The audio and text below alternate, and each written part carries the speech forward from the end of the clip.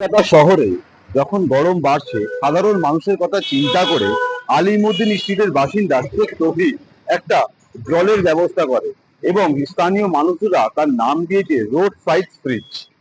তৌফিকের সঙ্গে আমরা যখন কথা বলি জানতে পারি, তিনি আমাদের জানান যে আমার এই এলাকার মধ্যে এখানে অধিকাংশ মানুষ আসেন, যেমন অটো চালক, রিক্সা চালক এবং স্থানীয় বাসের কন্ট্রাক্টর বা ড্রাইভার। তারা গরমে পানীয় জল কিনতে পারে না।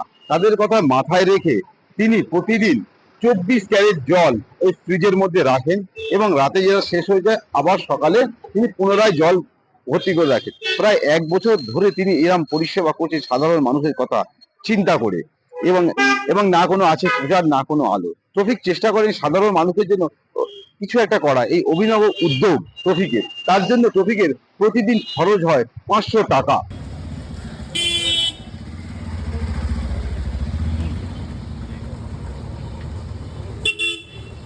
আলিমুদ্দিন স্ট্রিট থেকে ওঙ্কার বাংলা, সঞ্জয় মাঝি।